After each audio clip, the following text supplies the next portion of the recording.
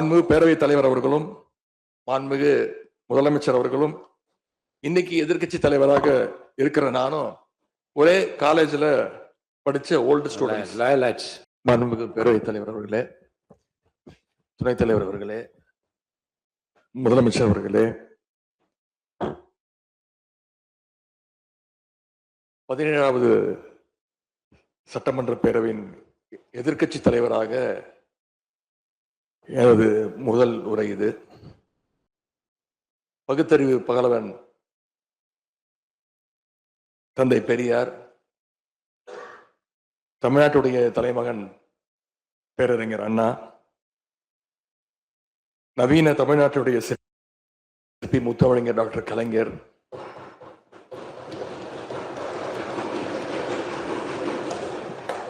இந்தியாவுக்கே வழிகாட்டிய திராவிட மாடல் ஆட்சியை தந்த திராவிட முன்னேற்ற கழகத்துடைய தலைவர் திரு முத்துவேல் கருணாநிதி ஸ்டாலின் என எங்களுடைய தலைவர்களை எல்லாம் வணங்கி என்னுடைய இந்த உரையை துவங்குகின்றேன். முதல்ல என்னை 2வது முறையாக தேர்ந்தெடுத்து இந்த சட்டமன்றத்திற்கு அனுப்பிய என்னுடைய சேப்பாக்கம் திருவல்லிக்கேணி தொகுதி மக்களுக்கு என்னுடைய நன்றியை நான் இங்கே தெரிவித்துக் கொள்கின்றேன். அதே போல எங்கள் தலைவர் தலைமையிலான திராவிட முன்னேற்ற கழகத்துடைய கூட்டணிக்கு 1,54,82,782 வாக்குகளை தந்த தமிழ்நாட்டு மக்களுக்கு என்னுடைய நன்றியை நான் தெரிவித்துக் கொள்கின்றேன். அதேபோல எங்களுடைய கூட்டணி சட்டமன்ற உறுப்பினருடைய வெற்றிக்காக உழைத்த திராவிட முன்னேற்ற கழகத்துடைய அனைத்து நிர்வாகிகளுக்கும், முத்தமிழறிஞர் டாக்டர் கலைஞருடைய உயிரினும் மேலான அன்பு உடன்பிறப்புகளுக்கும், தோழமை இயக்க தலைவர்களுக்கும் தொண்டர்களுக்கும் என்னுடைய நன்றியை நான் தெரிவிச்சுக்கிறேன். இந்த அவையில என் கூட நின்று எனக்கு வழிகாட்டக்கூடிய எதிர்கட்சி துணைத் தலைவர் அண்ணன் திரு KN நேரு அவர்களுக்கும், எங்களுடைய கொறடா அண்ணன் வேறு அவர்களுக்கும், துணை கொறடா அண்ணன் திரு கோவி செழியன், செயலாளர் அண்ணன் திரு தங்கம் தென்னரசு, பொருளாளர் அண்ணன் திரு MRK பன்னீர்செல்வம் ஆகியோருக்கும், கழக சட்டமன்ற உறுப்பினர்களுக்கும் என்னுடைய நன்றியை நான் தெரிவிச்சுக்கிறேன். சட்டமன்றத்தில் நேற்று நாம அத்தனை பேரும் பதவி பிரமாணம் செஞ்சுக்கிட்டோம். அதன் பின்பு இன்னைக்கு முதல் நடவடிக்கையா பேரவைத் தலைவரை இன்றைக்கு தேர்ந்தெடுத்திருக்கிறோம். வரலாற்று சிறப்புமிக்க இந்த சட்டப்பேரவையில மாண்புமிகு பேரவைத் தலைவராக தேர்ந்தெடுக்கப்பட்டிருக்கக்கூடிய உங்களுக்கும், துணைத் தலைவராக தேர்வு செய்யப்பட்டிருக்கக்கூடிய திரு ரவிசங்கர் அவர்களுக்கும் எங்களுடைய தலைவர் சார்பாகவும் கழக சட்டமன்ற உறுப்பினர்கள் சார்பாகவும் மீண்டும் என்னுடைய வாழ்த்துக்களை நான் தெரிவிச்சுக்கிறேன். மாண்புமிகு பேரவைத் தலைவர் அவர்களே, இங்கே ஏற்கனவே எல்லாரும் குறிப்பிட்டது போல நானும் கேள்விப்பட்டிருக்கேன். நீங்க எப்பொழுதுமே சிரித்த முகத்துக்கு சொந்தக்காரர்னு கேள்விப்பட்டிருக்கிறேன். அது மட்டும் இல்ல, எல்லோருடையும் மிகுந்த அன்போடு பழகக்கூடியவர் அப்படின்னு பலர் சொல்லி நான் கேள்விப்பட்டிருக்கிறேன்.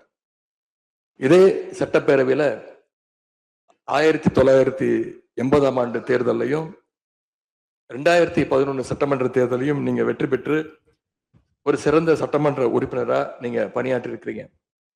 எனவே பேரவையுடைய மரபுகளும் விதிகளும் உங்களுக்கு புதுசு கிடையாது.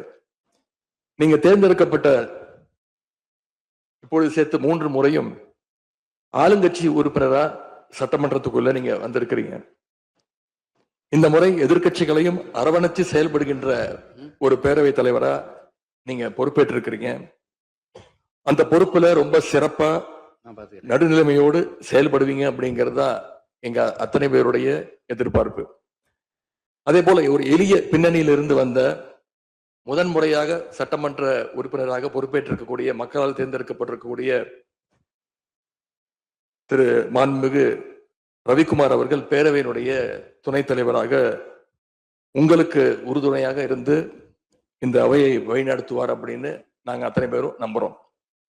மாண்பு பேரவைத் தலைவர் அவர்களே, நம்முடைய மாண்பு முதலமைச்சர் அவர்கள் நேற்று எங்களுடைய தலைவருடைய வீடுகளுக்கும் அனைத்து கட்சி தலைவருடைய வீடுகளுக்கும் சென்று வாழ்த்துக்கள்லாம் பெற்றுக்கிட்டு போனார். அந்த அரசியல் நாகரிகம் இந்த பேரவையிலும் தொடரணும் அப்படிங்கிறதா எங்களுடைய எண்ணம், எதிர்பார்ப்பு. ஏற்கனவே நான் சொல்லியிருந்தாலும் மறுபடியும் சொல்ல விரும்புறேன். திராவிட முன்னேற்ற கழகம் இந்த சட்டப்பேரவையில எதிரி கட்சியா இல்லாம ஒரு ஆக்கப்பூர்வமான எதிர்கட்சியாக நிச்சயம் செயல்படும். எங்க தலைவர் அவர்கள் சொன்ன மாதிரி திராவிட முன்னேற்ற கழகம் என்னைக்குமே ஒரு ஆக்க சக்தி தான். மாண்புமிகு பேரவைத் தலைவர்களே, இந்த பேரவைக்குன்னு ஒரு மிகப்பெரிய வரலாறு இருக்கு. இன்னைக்கு இந்தியாவில் பண்பாட்டு ரீதியாகவும் பொருளாதார ரீதியாகவும் தமிழ்நாடு சிறப்பா முன்னேறி இருக்கு அப்படின்னா இந்த பேரவையில் நடந்த விவாதங்கள், எடுக்கப்பட்ட முடிவுகள், இயற்றப்பட்ட சட்டங்கள், நிறைவேற்றப்பட்ட தீர்மானங்கள், இதெல்லாம் தான் ஒரு காரணம். பிற மாநிலங்களுக்கெல்லாம் ஒரு எடுத்துக்காட்டாக வழிகாட்டக்கூடிய வகையில செயல்பட்டு இந்தியாவையே திரும்பி பார்க்க வச்ச சட்டமன்ற பேரவை இந்த தமிழ்நாட்டு சட்டமன்ற பேரவை. அப்படிப்பட்ட இந்த பேரவையில ஆரோக்கியமான ஆக்கப்பூர்வமான விவாதங்களுக்கு இடம் கொடுத்து ஜனநாயக மாண்புகளுக்கு முக்கியத்துவம் கொடுத்து பேரவைத் தலைவர் அவர்கள் என்றைக்கும் நடுநிலைமையோடு செயல்பட வேண்டும் என்று நாங்கள் அனைவரும் விரும்புகின்றோம். நாம் எங்க ஆளுங்கட்சி எதிர்கட்சி அப்படின்னு எதிர் வரிசையில் உட்கார்ந்து இருந்தாலும் தமிழ்நாட்டுடைய வளர்ச்சின்னு வரும்போது நாம் அனைவரும் ஒரே வரிசையில முன் வரிசையில் நின்று உழைக்கணும்னு நான் விரும்புகிறேன். அதைத்தான் தமிழ்நாட்டு மக்களும் எதிர்பார்த்துக்கிட்டு இருக்கிறாங்க, விரும்புறாங்க. திராவிட முன்னேற்ற கழகமும் அதைத்தான் விரும்புது. எங்களுடைய தலைவர் அவர்கள் கடந்த 5 ஆண்டுகள்ல அடிக்கடி சொல்ற ஒரு வார்த்தை, இது எனது அரசு அல்ல நமது அரசு என்று எங்களுடைய தலைவர் அவர்கள் அடிக்கடி சொல்லுவார். அதை நிரூபிச்சும் காட்டியிருக்கிறார். சென்ற திராவிட மாடல் அரசுங்கிறது வாக்களிச்ச மக்களுக்கு மட்டும் இல்லாம வாக்களிக்காத மக்களுக்குமான அரசாகத்தான் செயல்பட்டு வந்தது. ஆகவே இந்த புதிய அரசும் அனைவருக்குமான அரசாக உங்களுக்கு வாக்களிக்காத மக்களுக்குமான அரசாக செயல்படும்னு நான் விரும்புறேன். இந்த நேரத்தில் இன்னொரு விஷயத்தையும் இங்க நினைவுபடுத்த விரும்புறேன். மாண்புமிகு பேரவைத் தலைவர் அவர்களும் மாண்புமிகு முதலமைச்சர் அவர்களும் இன்னைக்கு எதிர்கட்சி தலைவராக இருக்கிற நானும் ஒரே காலேஜ்ல படிச்ச ஓல்டு ஸ்டூடெண்ட். ஒரே காலேஜ்ல நாம படிச்சிருந்தாலும் அரசாங்கத்தை நடத்துறதுல திமுக தான் சீனியர் பேட்ச். அது உங்களுக்கு தெரியும். 1967 ஆட்சிக்கு வந்தது திமுக தான். நாங்க தான் சீனியர்ஸ். அந்த அடிப்படையில எங்களுடைய நாலேஜையும் எக்ஸ்பீரியன்ஸையும் நாங்க ஷேர் பண்ணிக்க ரெடியா இருக்கோம். அதை ஏத்துக்க நீங்களும் தயாராக இருங்க. ஏன்னா நமக்கு எப்பவுமே தமிழ்நாட்டு மாநிலத்துடைய நலன்தான் மிக மிக முக்கியம். மாண்புமிகு பேரவைத் தலைவர் அவர்களே, நீங்க போட்டியின்றி தேர்வாகியிருக்கீங்க. மாண்புமிகு முதலமைச்சரும் எதிர்கட்சி தலைவரான நானும் உங்களை அவை முன்னவரும் இந்த இருக்கையில உட்கார வச்சிருக்கிறோம், அமர வச்சிருக்கிறோம். இன்னைக்கு உங்க கையை பிடிச்சி அழைச்சிட்டு வந்து உட்கார வச்சிருக்கிறோம். இனி எங்க 2 தரப்பையும் நீங்க தான் கையை பிடிச்சி அரவணைச்சு கோவம் இல்லாம கோவப்படாம, நீங்க கோவப்பட மாட்டீங்கன்னு தெரியும். உங்களை கோவப்படுத்துற மாதிரி எந்த செயலையும் நாங்க செய்ய மாட்டோம். சட்டமன்ற ஜனநாயகத்துல ஆளுங்கட்சி காதுகளாகவும் எதிர்கட்சி குரலாகவும் இருக்க வேண்டும். அதுலதான் இந்த அவையுடைய பெருமை நிச்சயம் அடங்கி இருக்கு. பொதுவா இதுக்கு முந்தைய சட்டமன்ற பேரவை எடுத்துக்கிட்டா ஆளுங்கட்சி வரிசையில அதிக உறுப்பினர்களும் எதிர்கட்சி வரிசையில அதை விட குறைவான உறுப்பினர்களும் இருப்பாங்க. ஆனா இந்த முறை கிட்டத்தட்ட ஆளுங்கட்சிக்கு இணையான எதிர்கட்சி வரிசை வலிமையா இன்னைக்கு அமைஞ்சிருக்கு. அதுதான் இந்த பேரவையுடைய இன்னொரு கூடுதல் சிறப்பு. இதன் மூலமா தமிழ்நாட்டு மக்கள் ஒரு முக்கியமான செய்தியை நமக்கு சொல்லி இருக்கிறாங்க. அது என்னன்னா, எதிர்கட்சி வரிசை மிக மிக வலிமையாக இருந்து இந்த அரசை, புதிய அரசை வழிநடத்தணும், ஆக்கப்பூர்வமான விமர்சனங்களை முன்வைக்கணும் அப்படின்னு மக்கள் நமக்கு சொல்லி இருக்கிறாங்க. நான் நம்புறேன். ஆகவே மக்களுடைய எண்ணத்தை பிரதிபலிக்கிற மாதிரி எங்களுடைய பணிகள் நிச்சயம் இருக்கும். மாண்புமிகு பேரவைத் தலைவர் அவர்களே, இந்த அரசு பொறுப்பேற்ற நிகழ்ச்சியில் நடந்த ஒரு நிகழ்வை இங்க நான் சுட்டிக்காட்ட விரும்புகின்றேன். ஏற்கனவே சுட்டிக்காட்டியிருக்கிறாங்க. அந்த நிகழ்ச்சியில தமிழ்தாய் வாழ்த்து 3வது இடத்துக்கு தள்ளப்பட்டிருக்கு. இது தமிழ்நாட்டு மக்கள் மத்தியில மிகப்பெரிய ஒரு கோபத்தையும் அதிர்ச்சியையும் ஏற்படுத்தியிருக்கு. அதை எதிர்கட்சிகள் எல்லோரும் விமர்சிச்சிருக்கிறோம். அதுக்கு ஆளுங்கட்சியும் ஒரு விளக்கத்தையும் கொடுத்திருக்கிறாங்க, நானும் பார்த்தேன்.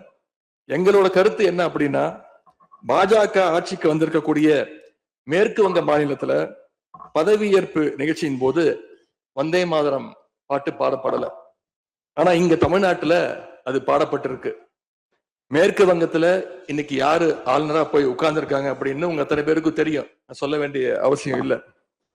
அவர் இங்க ஆளுநரா இருந்தப்போ தமிழ்நாடு சட்டமன்ற பேரவையில தமிழ்தாய் வாழ்த்துக்கு முன்னாடி தேசிய கீதம் பாடணும்னு பேரவையினுடைய மரபையே மாத்த சொன்னவர் தான் இன்னைக்கு மேற்கு வங்கத்துல ஆளுநரா இருக்கிறார்.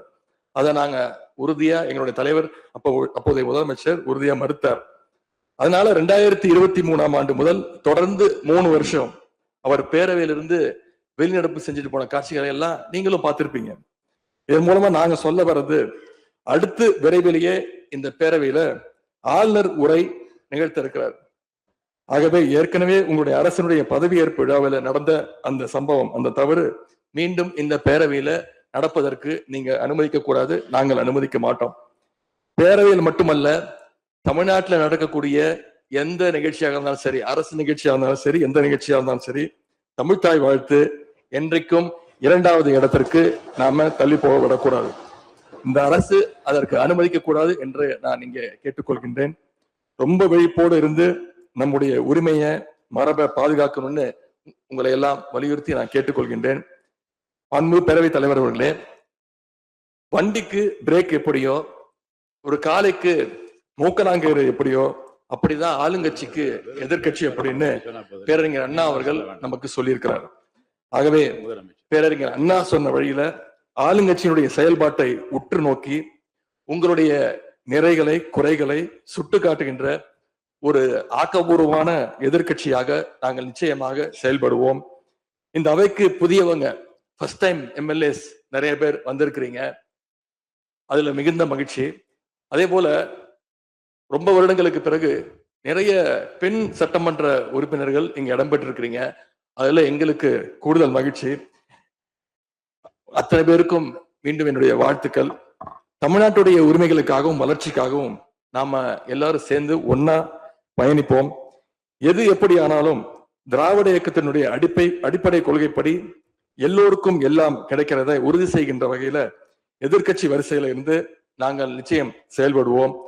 நடந்து முடிந்த தேர்தலில் ஆட்சி அமைப்பதற்கான பெரும்பான்மையை ஆளுங்கட்சிக்கு மக்கள் வழங்காமல் போனாலும் திராவிட முன்னேற்ற கழகத்துடைய தலைமையில் தேர்தலை சந்திச்சு வென்ற தோழமை இயக்க சட்டமன்ற உறுப்பினருடைய ஆதரவோடு ஆட்சி அமைத்திருக்கக்கூடிய புதிய அரசிற்கும் மாண்பு முதலமைச்சர் அவர்களுக்கும் என்னுடைய வாழ்த்துக்களை நான் மீண்டும் தெரிவித்துக் கொள்கின்றேன்.